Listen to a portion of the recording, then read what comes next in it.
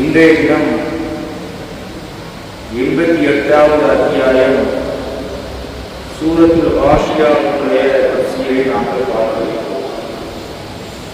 26 அத்தியாயங்களை கொண்ட இந்த சூரா மக்கிய வகையைச் சேர்ந்த சூறாவாகும். ரசூலுல்லாஹி ஸல்லல்லாஹு அலைஹி வஸல்லம் அவர்கள் இந்த சூறாவை ஜும்ஆவுடைய தொழுகையிலே ஓதுவார்கள்.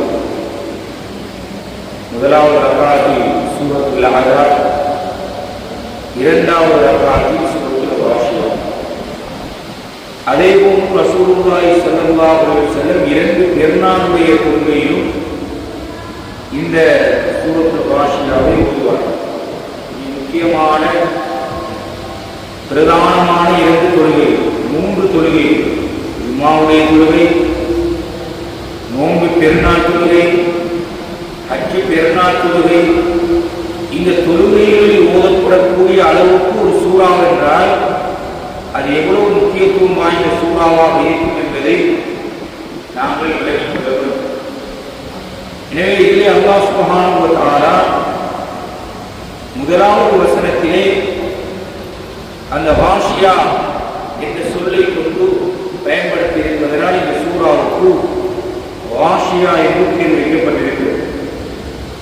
கியாமத்துடைய நிகழ்வை முதலாவது வசனம் ஞாபகப்படுத்துகிறது. 2 தொடக்கம் 7வது வசனம் வரைக்கும் நரகத்தில் இருப்பவர்களுடைய நிலையை, அதனுடைய கஷ்டங்களை, அதனுடைய பரிதாபமான நிலைகளை சொல்லுவது. 8 தொடக்கம் 14 வசனம் வரைக்கும் சுவர்க்கவாதிகளுடைய நிலைகளை பற்றி பேசுகிறது.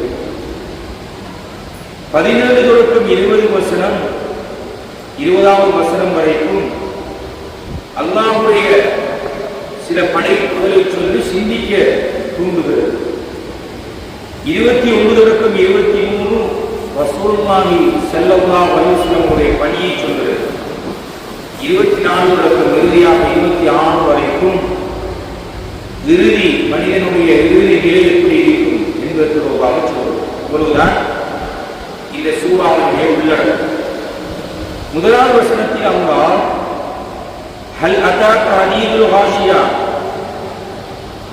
நபியே சூழ்ந்து கொள்ளக்கூடிய செய்தி உங்களுக்கு வந்ததா? ஒரு கேள்வியோடு இந்த சூறாவை அல்லாஹ் ஆரம்பிக்கிறார். எப்படி சூரத்துல் அஹ்ஸாபில் ஒரு கட்டளையோடு ஆரம்பித்தான், சப்பிஹ், நீங்கள் தஸ்பீஹ் செய்யுங்கள் என்ற கட்டளையோடு ஆரம்பித்தது போன்று இந்த சூறாவில் ஒரு கேள்வியோடு, நபியே சூழ்ந்து கொள்ளக்கூடிய செய்தி உங்களுக்கு வந்ததா? அது என்ன சூழ்ந்து கொள்ளக்கூடிய செய்தி? அந்த கஷ்டங்களால் அனைவரையும் சூழ்ந்து கொள்ளக்கூடிய மறுமை நாளுடைய செய்தி உங்களுக்கு வந்ததா? குர்ஆனுடைய வசனங்களுடைய போக்கை பொறுத்த வரைக்கும் மக்களை திரும்பி பார்க்க வைக்கின்ற, சிந்திக்க தூண்டுகின்ற அமைப்பில் தான் குர்ஆனுடைய வசனங்கள் ஆரம்பிக்கும். ஒரு விடயத்தை சொல்லும் போது ஒரு கேள்வியாக கேட்பது, இது ஒரு கல்வி கற்பிப்பதனுடைய ஒரு முறைமையாக இது பார்க்கப்படுகிறது. அல்லாஹ் கேட்கிறான், ஹல் அதாக ஹதீதுல் ஹாஷியா, உங்களுக்கு கடினமான கஷ்டங்கள் எல்லாம், படுபயங்கரங்கள் எல்லாம் சூழ்ந்து கொள்ளக்கூடிய அந்த மறுமையினாலுடைய செய்தி உங்களுக்கு வந்து விட்டதா? முதலாவது வசனத்தை மறுமை பற்றி மக்களை திருப்பிவிட்டு நரகவாதிகளுடைய நிலையை அல்லாஹ் சொல்கிறார். அந்த நாளில் பல முகங்கள் இழிவடைந்து கீழ் நோக்கி இருக்கும். உஜூஹும் என்ற முகங்கள். யௌமைனி அந்த நாள், மறுமை நாள். உஜூஹு யௌமைனி காஷியா, அந்த தாங்கள் செய்த உலகத்திலே அல்லாஹ்வுக்கு மாற்றமாக நடந்து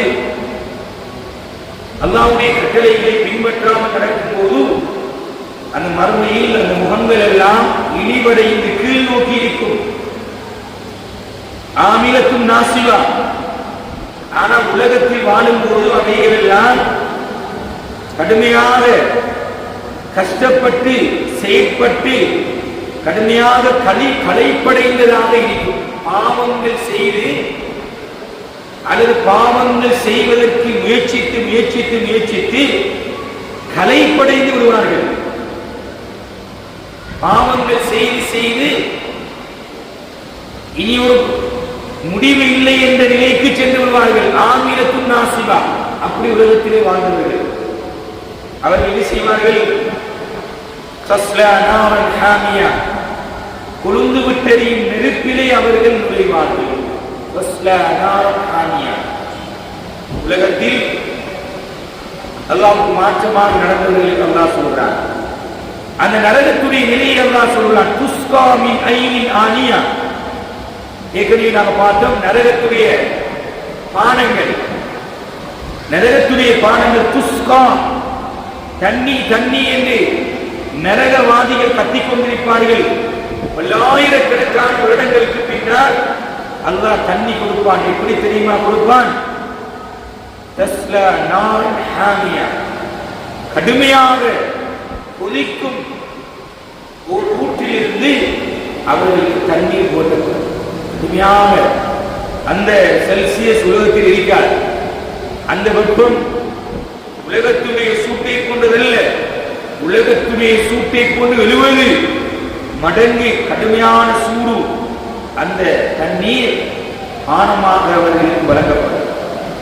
லைஸலம் தஆம் இல்லா மின் வரி, அவர்களுக்கு வரி என்ற உணவுதான் உணவை தவிர வேறெந்த உணவும் இல்லை. அல்லாஹ் பேரை சொல்கிறான். வரி என்ற உணவுதான் நரகவாதிகளுடைய உணவு. அது என்ன வரி? அது பூமியில் படர்ந்து வளர்ந்து காய்ந்து போன ஒரு நச்சுத்தன்மை கொண்ட ஒரு முச்செடியாகும். எந்த அளவுக்கு என்றால் அந்த செடியை மிருகங்களும் நெருங்க மாட்டாது, பறவைகளும் நெருங்க மாட்டாது. அவ்வளவு படு பயங்கரமான ஒரு செடிதான் அவர்களுக்கு உணவாக உட்கொடுக்கப்படும். லைஸலஹும் தஆம் இல்லா மின் வரி, வரி என்கின்ற உணவை தவிர அவர்களுக்கு உணவு கிடையாது. லா யுஸ்மினு வலா யுக்னி மின் ஜூ. பொதுவாக தண்ணியை குடிச்சா தாகம் தீரும், சாப்பிட்டா பசி போவரும். ஆனா அல்லாஹ் சொல்றான், இந்த உணவுகள் இருக்கிறது, இதை கொடுத்தால் லா யுஸ்மினு,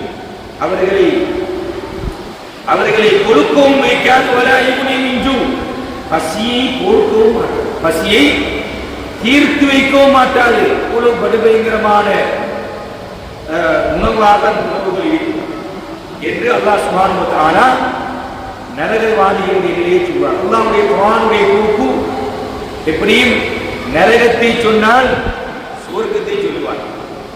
இந்த இரண்டையும் தான் நாங்கள் படித்த சூறாக்கள் எல்லாவற்றிலும் திரும்ப திரும்ப அந்த குறைஷி காவிரிகளுக்கு சொன்னது நரகத்தையும் சுவர்க்கத்தையும் மறுமையுடைய அமளிக்குமலையையும் அந்த மறுமையுடைய நிகழ்வுகளையும் தான் திரும்ப திரும்ப அல்லாஹ் சொல்றான். திரும்ப நல்லவர்களுக்கு வாராங்க. சில முகங்கள் அந்த நாளில் மகிழ்ச்சி மிக்கதாக செழிப்புடையதாக இருக்கும், சந்தோஷமாக இருக்கும். சில முகங்கள் என்ன முகங்கள் தெரியுமா? முகங்கள் என்றால் சுவர்க்கவாதிகள். அவர்கள் உலகில் செய்த தமது முயற்சிகளுக்கு வழங்கப்படும் கூலிகளை உறுதிக் கொள்ளக்கூடியவர்களாக இருக்கிறார். கஷ்டப்பட்டு இரவெல்லாம் விழித்திருந்து இரவெல்லாம் நன்மைகள் செய்து பொழுது உலகத்திலே வாழ்ந்திருப்பார்களே, உடனுக்குடன் கண் முன்னே இந்த நன்மைகள் கிடைக்காது. சிலர் சொன்னாலும் புரிந்து கொள்ள மாட்டோம். இந்த அமலுக்கு இவ்வளவு நன்மையாம், இந்த அமலுக்கு இவ்வளவு நன்மை, இதை உலகில் எங்களுக்கு புரிந்து கொள்ள முடியாது. ஆனால் அதை நம்பி எனக்கு இவ்வளவு நன்மை இருக்கிறது, இந்த நன்மையெல்லாம் எனக்கு மறுமையில் இருக்கிறது என்பதை ஒரு மனிதன் புரிந்து அறிந்து நம்பி அவன் செய்தானே, அந்த முயற்சி செய்தானே, தன்னை வருத்தி வருத்தி அமல் இபாதத்தில் ஈடுபடுத்தினானே, இரவு தூக்கத்தை தியாகம் செய்தானே, இந்த தியாகத்துக்கு அந்த கூலியை அல்லாஹ் சுப்ஹானஹு வ தஆலா கொடுப்பான். அந்த கூலியை அவர்கள் பொருந்திக் கொள்வார்கள். எந்த அளவுக்கு கொடுப்பான்? அவர்கள் பொருந்தி போதும் போதும் போதும், உன்னுடைய எல்லா இன்பங்களையும் நான் அனுபவித்து விட்டேன் இந்த அல்லாஹ்விடம் சொல்லும் அளவுக்கு அல்லாஹ் சுப்ஹானஹு வ தஆலா கொடுப்பான். சொல்லிவிட்டு அல்லாஹ் சொல்றார், ஃபீ ஜன்னதி ஆலியா, அவர்கள் உயர்ந்த சுவர்க்கத்தில் இருப்பார்கள். அல்லாஹ் ரசூலுல்லாஹி ஸல்லல்லாஹு அலைஹி வஸல்லம் அவர்கள் சொன்னார்கள், அல்லாஹ்விடத்தில் எப்போதும் ஜன்னத்துல் ஃபிர்தௌஸை கேட்டுக் கொண்டிருங்கள். அல்லாஹும்ம இன்னி அஸ்அலுகல் ஜன்னத்துல் ஃபிர்தௌஸ், யா அல்லாஹ் உன்னிடத்திலே உயர்ந்த ஃபிர்தௌஸ் என்ற சுவர்க்கத்தை நான் உன்னிடத்திலே கேட்கிறேன். அதைத்தான் அல்லாஹ் சொல்கிறான், ஃபீ ஜன்னத்தின் ஆலியா, உயர்ந்த சுவர்க்கத்தில் இருப்பார்கள். லா தஸ்மஉ ஃபீஹா லாகியா, அதிலே அவர்கள் யாதொரு வீண் வார்த்தையும் அங்கே அவர்கள் சொல்ல மாட்டார்கள். கோல் சொல்வது, புறம் பேசுவது, அவதூறு சொல்வது, இட்டுக்கட்டுவது, பொய் சொல்வது, அவமானப்படுத்துவது, அவமதிப்பது, குடும்ப உறவுகளை பிரித்து விடுவது, தற்பெருமை கொள்வது, அடுத்தவர்களை பற்றி பொறாமைப்படுவது, எந்த ஒன்றுமே சுவர்க்கத்தில் இருக்க மாட்டாது. லா தஸ்மஉ ஃபீஹா லாகியா, அல்லாஹ் சொல்றான், எந்த ஒரு வீண் வார்த்தையையும் அங்கே சுவர்க்கத்திலே செய்ய மாட்டார்கள்.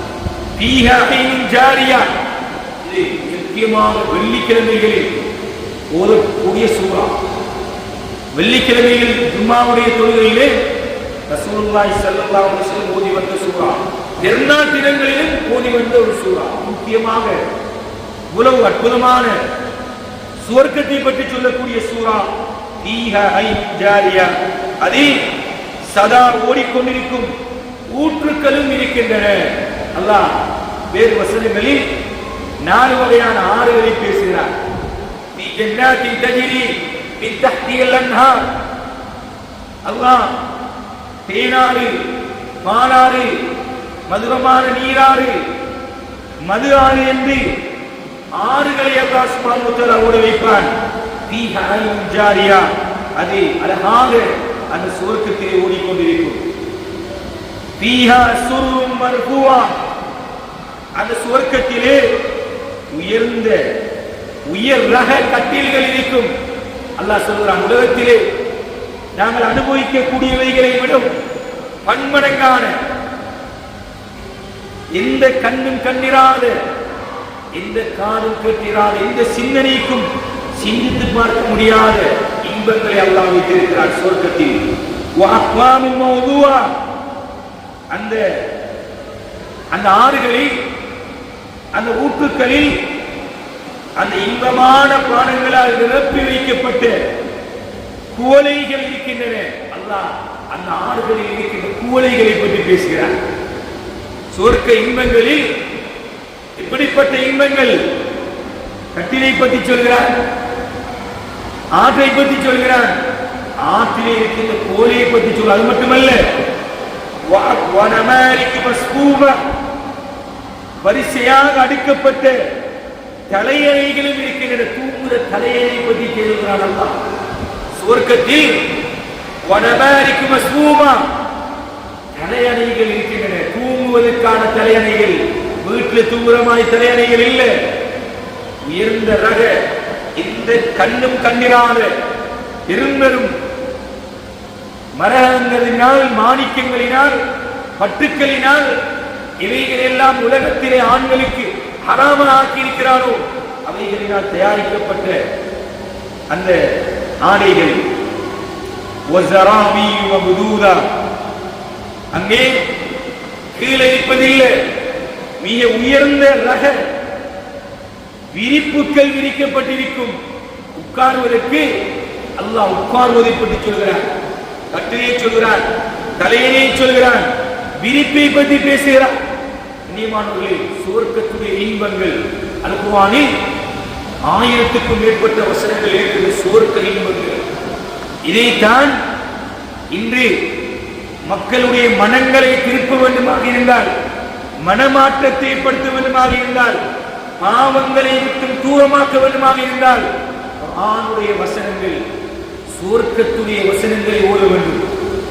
அப்பதான் மனமாற்றம் ஏற்படும். நன்மை செய்வதற்கு கட்டாயப்படுத்தி செய்வதல்ல, வற்புறுத்தி செய்வதல்ல, மனம் விரும்ப வேண்டும், ஆசைப்பட வேண்டும். எந்த இபாதத்தாக இருந்தாலும் விருப்பப்பட்டு செய்ய வேண்டும். அதற்காக அல்லாஹ் பயன்படுத்திய வசனங்கள் இந்த சுவர்க்கத்துடைய வசனங்கள். சொல்லிவிட்டு அல்லாஹ் அற்புதமான உலகத்திலே அவருடைய படைப்பை பற்றி சொல்கிறார். அஃபலா யன்துரூன இலல் இபிலி கைஃப குலிகத். மனிதா, இவ்வளவு இன்பங்களை எல்லாம் நான் வைத்திருக்கிறேனே, உன்னை மறுமையில் நான் எழுப்பாட்டி இருக்கிறேனே, உனக்கு அது சந்தேகமா இருக்கிறதா? மறுமையிலே உன்னை எழுப்பாட்டுவேன் என்பது சந்தேகமா இருக்கிறதா? அப்படி என்றால் இந்த ஒட்டகத்தை பார். அஃபலா யன்துரூன இலல் இபிலி கைஃப குலிகத். இந்த ஒட்டகத்தை நான் எப்படி படைத்திருக்கிறேன்? முதலாவது அல்லாஹ் சொல்கிறான், வயஸ் ஸமாஇ கைஃப ருஃபியத். இந்த வானத்தை எப்படி உயர்த்தப்பட்டிருக்கிறது என்று நீ பார்க்க வேண்டாமா? எப்படி நாங்கள் உயர்த்தி வைத்திருக்கிறோம். வயல் ஜிபாலி கைஃப நுஸிபத். இந்த மலைகள் எப்படி நாட்டப்பட்டுள்ளது என்பதை நீ பார்க்க வேண்டாமா?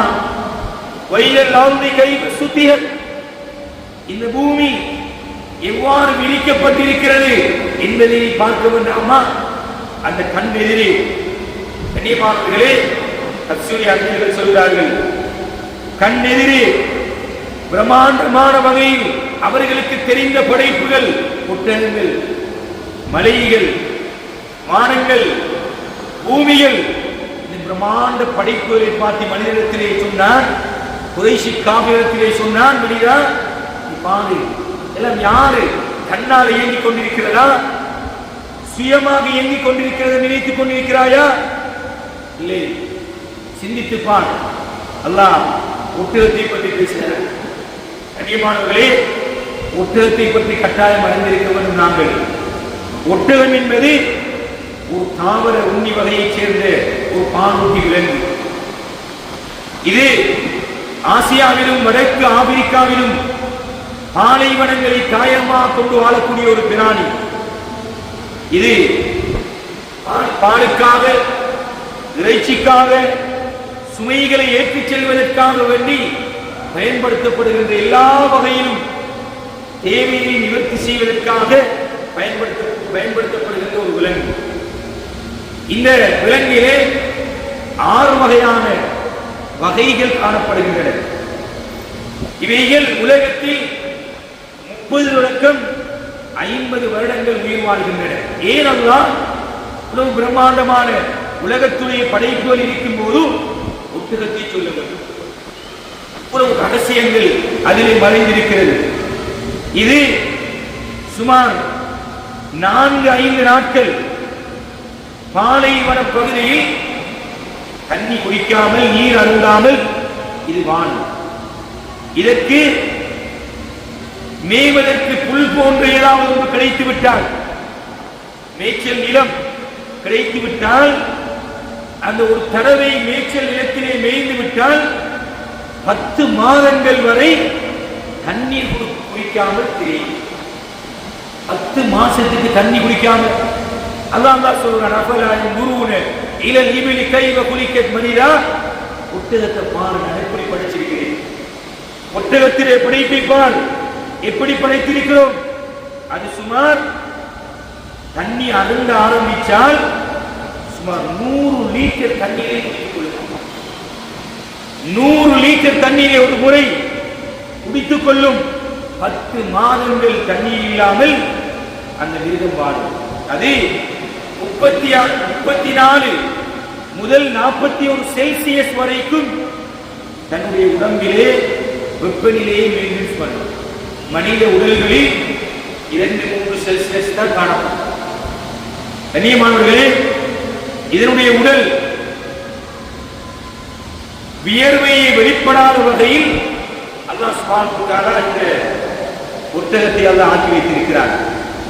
சுமார் 200 கிலோகிராம் எடையை இது சுமந்து கொண்டு ஒரு நாளைக்கு 50 கிலோமீட்டர் தூரம் வரைக்கும் கடந்து செல்லலாம். 200 கிலோகிராம் எடையை சுமந்து 50 கிலோமீட்டர் வரைக்கும் இந்த ஒட்டகம் நடந்து செல்லும். அல்லாஹ் சுப்ஹானஹு வ தஆலா இதனுடைய ரோமத்தை வெப்பத்துக்கு ஏற்ற வகையிலும் குளிருக்கு ஏற்ற வகையிலும் ஆக்கி வைத்திருக்கிறார். மிக வித்தியாசமான ஒரு விசேஷமான ஒரு மிருகமாக இந்த மிருகம் இருக்கிறது. இதனுடைய கண்ணிலே அல்லாஹ் சுப்ஹானஹு வ தஆலா அந்த பாலைவனத்துடைய சூடு, பயங்கரமான அந்த சூடு அது பட்டுவிடாமல் அந்த கண்களை ஈரம் குறைந்து விடாமல் சுரப்பிகளை சுரந்து அல்லாஹ் சுப்ஹானஹு வ தஆலா அந்த கண்ணை பாதுகாத்து வைத்திருக்கிறார். ஒரு படலத்தை அல்லாஹ் சுப்ஹானஹு வ தஆலா வைத்திருக்கிறார். தண்ணி வேணும் என்று அதுக்கு தேவை ஏற்பட்டு விட்டால், நாம் சேமித்து வைத்த தண்ணி முடிந்து விட்டது, தண்ணி வேணும் என்று தெரிந்து விட்டால் பல கிலோமீட்டர் தூரத்தில் இருக்கிற தண்ணீரை மோப்பமிட்டு அதை சென்றுவிடும். அதைத்தான் அல்லாஹ் அஃபலா யன்துரூன இலல் இபிலி கைஃப குலிகத், மனிதா மனிதனுடைய படைப்பை பற்றி நீ சிந்திக்க வேண்டாம், நாங்கள் இந்த ஒட்டகத்துடைய படைப்பை பற்றி நீ சிந்திக்க வேண்டாம் சொல்லிவிட்டு அல்லாஹ் வானம் பூமி இந்த மலைகளை பற்றி அல்லாஹ் பேசுகிறான். கண்ணியமானவர்களே, இந்த உலகத்தினுடைய வானம் என்று நாங்கள் சொல்கிறோம், தலைக்கு மேலே காணப்படுகின்ற எல்லையில்லா பெருவழி, இதை முழுவதையும் தான் அல்லாஹ் இங்கே நீங்கள் இந்த வானத்தை பார்க்க வேண்டாமா என்று அல்லாஹ் சுப்ஹானஹு வ தஆலா சொல்கிறார். கேலக்சி என்று பால்வெளி என்று இந்த அறிவியல் விஞ்ஞானம் சொல்கிறது.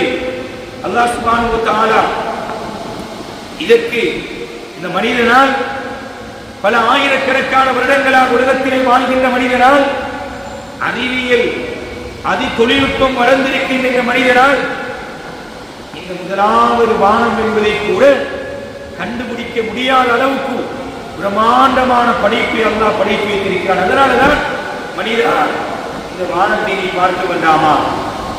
குறிப்பாக இந்த உலகத்தில் 10 கோள்கள் கண்டுபிடித்திருக்கிறார். அதிலே 9 ஒரு கோள் பூமியை ஒன்றாகவும் அதிலே ஒன்றை அது கோள் அல்ல என்றும் விஞ்ஞானிகள் சொல்வதன் காரணமாக அதனுடைய கோள்களை மட்டும் கணக்கு பார்த்தால் சுமார் சந்திரனை பொறுத்தவரைக்கும் பூமியில இருந்து 3,84,400 கிலோமீட்டர் தூரத்தில் இருக்கிறது. பூமியில இருந்து சந்திரன் 3,84,400 கிலோமீட்டர் தூரத்தில் இருக்கிறது என்பதாக அறிவியல் சொல்கிறது. கண்ணியமானவர்களே, வெள்ளி என்கின்ற ஒரு கோள் இருக்கிறது. இது பூமிக்கு அருகில் இருக்கின்ற ஒரு கோள். ஆனால் 42 மில்லியன் கிலோமீட்டர் தொலைவில் இருக்கிறது. இவ்வளவு பிரம்மாண்ட ஒரு படைப்பை அல்லாஹ் சுப்ஹானஹு வ தஆலா உலகத்திலே படைத்திருக்கிறான் என்பதை சிந்திப்பதற்காக வேண்டித்தான் அல்லாஹ் சுப்ஹானஹு வ தஆலா சொல்றார், மனிதா இந்த வானத்தை பார்க்க வேண்டாமா? எப்படி நாங்கள் படைத்திருக்கிறோம்? கண்ணியமானவர்களே, இந்த பூமி, சூரியனிலே இருந்து இந்த பூமி 14,96,00,000 கிலோமீட்டர், 16,96,00,000 கிலோமீட்டர் தொலைவில் இந்த சூரியன் இருப்பதாக விஞ்ஞானிகள் சொல்கிறார்கள். வியாழன் என்ற கோள் இருக்கிறது. வியாழன் என்ற ஒரு கோள் இருக்கிறது. அந்த கோள் தான் மிக பிரம்மாண்டமான ஒரு கோள். விஞ்ஞானம் சொல்கிறது, இந்த பூமியை போன்று 318 மடங்கு பிரம்மாண்டமான கோள் தான் வியாழன் என்கின்ற கோள். இந்த பூமியை போன்று 318 மடங்கு. சுப்ஹானல்லாஹ். ஏன் இந்த கணக்குகளை சொல்கிறோம் என்றால், கண்ணியமானவர்களே, இவ்வளவு பிரம்மாண்டமான படைப்பு இந்த உலகத்திலே படைப்பு. அப்படிப்பட்ட படைப்பை படைத்த அல்லாஹ் இப்படிப்பட்ட சக்தி வல்லமை குதிரத்துள்ளவனாக இருப்பான். இன்று நட்சத்திரங்களை பற்றி பேசுகிறார்கள். எண்ணிக்கை கிடையாது. ஒரு நட்சத்திர கூட்டத்தில் மட்டும் எங்களுக்கு கண்ணுக்கு தெரிந்த ஓரிரு நட்சத்திரங்கள். ஆனால் ஒரு நட்சத்திர கூட்டத்தில் மட்டும் 100 பில்லியன் நட்சத்திரங்கள் இருக்கலாம். அதுவும் முடிவல்ல. 100 பில்லியன் நட்சத்திரங்கள் இருக்கலாம் என எதிர்வு கூறப்படுகிறது. இப்படி இது ஒரு கேலக்சி, ஒரு பால்வெளி. இப்படி பல பால்வழிகளை அல்லாஹ் சுப்ஹானஹு வ தஆலா உலகத்திலே ஆக்கி வைத்திருக்கிறார் என்பதை அல்லாஹ் சுப்ஹானஹு வ தஆலா சொல்லும் முகமாக தான் மனிதா இந்த உலகத்தை இப்படி நாங்கள் படைத்திருக்கிறோம். வானத்தை அஃபலா யன்துரூன இலல் இப்லி கைஃப குலிகத் வ இலஸ் ஸமாஇ கைஃப ருஃபியத். இவ்வளவு பிரம்மாண்டமான வானத்தை நாங்கள் எப்படி படைத்திருக்கிறோம் என்று பார்க்க வேண்டாமா? ஃபதக்கிர், நபியே நீங்கள் ஞாபகமூட்டுங்கள், இவைகளெல்லாம் சொல்லுங்கள், மக்களை நல்வழிப்படுத்துங்கள், அல்லாஹ்வின் பக்கம் திருப்புங்கள். இன்னமா அன்த முதக்கிர், உங்களுடைய வேலை உபதேசம் செய்வது மட்டும்தான். நபி அவர்கள் கடுமையாக ரிஸ்க் எடுத்தார்கள். மக்கள் தீனின் பக்கம் இஸ்லாத்தின் பக்கம் வந்துவிட வேண்டும் என்று கடுமையாக பிரயத்தனம் எடுத்தார்கள். காலடிக்கு போய் கிடந்தார்கள். கூலு லா இலாஹ இல்லல்லாஹ் துஃப்லிஹூன், கலிமா சொல்லுங்கள் நீங்கள் வெற்றி அடைந்து விடுவீர்கள், கலிமா சொல்லுங்கள் வெற்றி அடைந்து விடுவீர்கள். அல்லாஹ் சொன்ன நபியே உங்களுக்கு வெற்றி கிடைப்பது மட்டும்தான்.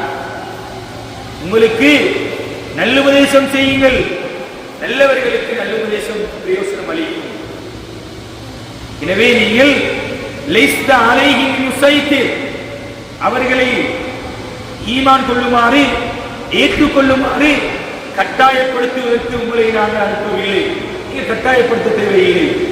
இல்லாமன் தவல்லா வக்கவர், யார் உங்களுடைய கட்டளைகளை நிராகரித்து விட்டானோ, அல்லாஹ்வுடைய கட்டளைகளை, உங்களுடைய கட்டளைகளை, உங்களுடைய உபதேசங்களை ஏற்காமல் பொதுபோக்காக கவனீனமாக நிராகரித்து விட்டார்களோ, அல்லாஹ் முடிக்கிறான் பாருங்கள், அவர்களுக்கு கடுமையாக அல்லாஹ் சுப்ஹானஹு வ தஆலா வேதனை செய்வான். இவரெல்லாம் புத்திமதி சொல்லி, இவரெல்லாம் உபதேசம் செய்தி, உனக்கு கலையில் ஏறவில்லை என்றால், திருந்தவில்லை என்றால் உனக்கு கடுமையான தண்டனை தான் இறுதி. இந்த நிலையிலா ஐயாபகும், அல்லாஹ் முடிக்கிறான், மனிதா உன்னுடைய மீறுதல் அல்லாஹ் இருக்கிறது. சும்ம இன்ன அலைனா ஹிசாபவும், அவர்களை கேள்வி நடத்தி கேட்பதும் நமக்கே இருக்கின்றது என்று அல்லாஹ் சுப்ஹானஹு வ தஆலா இந்த சூராவை முடிக்கிறார். அற்புதமாக ஆரம்பிக்கிறார். உங்களுக்கு மறுமையுடைய செய்தி வந்ததா? காவிரிகளை பற்றி சொல்கிறார், கெட்டவர்களுடைய முடிவை பற்றி சொல்கிறார். அதே மாதிரி நல்லவர்களுடைய முடிவை பற்றி அல்லாஹ் சொல்கிறார். அதுக்கு பிறகு மனிதா இது ரெண்டு வழியை நான் உலகத்திலே வச்சிருக்கிறேன், நல்ல பாதை கெட்ட பாதை, தரீக்குல் கைர் வ தரீக்குல் ஷர், ரெண்டு பாதை உனக்கு நான் காட்டியிருக்கிறேன். உனக்கு அறிவை தந்திருக்கிறேன், உனக்கு சிந்திப்பதற்கு ஆற்றலை தந்திருக்கிறேன், உனக்கு ரெண்டு பாதையுடைய முடிவையும் உனக்கு சொல்லி தந்திருக்கிறேன். அது மட்டுமல்ல, இதற்கு ஆதாரமாக இந்த உலகத்தை பார், என்னுடைய படைப்பை பார், அற்புதங்களை பார். இவ்வளவு பிரம்மாண்டமான படைப்புகளை படைத்ததற்கு இந்த அற்ப சுத்தமான உன்னை மரணித்ததன் பின்னால் உனக்கு உயிரை கொடுத்து எழுப்பாட்டி உனத்திலே கேள்வி எனக்கு கேட்டு சுவர்க்கம் நரகத்துக்கு அனுப்புவதற்கு பெரிய காரியமா? இதைத்தான் அல்லாஹ் இந்த சூறாவிலே கேட்டு கடைசியாக முடிக்கிறார். மனிதா, நீ எங்கே ஓடி ஒளிந்தாலும், நீ எங்கே மறைந்திருந்தாலும், யாருக்கும் தெரியாமல் இருந்தாலும் கடைசியாக மீறுவது நிறுத்தினார். இன்ன இலைனா யாவும், எங்க போனாலும் எங்கே மரணிச்சாலும் கடைசியாக மாறது என்னிடம்தான். அதனை ஞாபகம் வைத்துக் கொள். ஒவ்வொரு நிமிடமும் ஒவ்வொரு வினாடியும் மனிதா நீ ஞாபகம் வச்சுக்கொள்ள, அல்லாஹ்வுக்கு சொந்தமானவன், அல்லாஹ்விடத்திலே நான் போகக்கூடியவன், எனக்கு விசாரணை இருக்கிறது, எனக்கு கேள்வி இருக்கிறது. கடைசியாக அல்லாஹ் முடிக்கிறார், சும்ம இன்ன அலைனா ஹிசாபஹும், கேள்வி கணக்கு இருக்கிறது, அந்த கேள்வி எனக்கு உங்களிடத்தில் தான் இருக்கிறது என்று அல்லாஹ் சுப்ஹானஹு வ தஆலா இந்த சூறாவை முடிக்கிறார். எனவே கண்ணியமானவர்களே, ஒவ்வொரு வசனங்களும் எங்களுக்குத்தான் சொல்லப்படுகிறது, எனக்குத்தான் இழக்கப்பட்டிருக்கிறது என்பதை ஒவ்வொரு வசனமாக ஓதும்போது உணர்வுபூர்வமாக குர்ஆனை ஓத வேண்டும், குர்ஆன் உடையவர்களாக மாற வேண்டும், குர்ஆனுடைய வசனங்களை ஓதுவதிலும் படிப்பதிலும் இன்பம் வர வேண்டும், ஆசை வர வேண்டும். இப்படி அற்புதமாக அல்லாஹ் என்னோடு பேசியிருக்கிறார். இந்த வசனங்களை நான் படிக்க வேண்டுமே.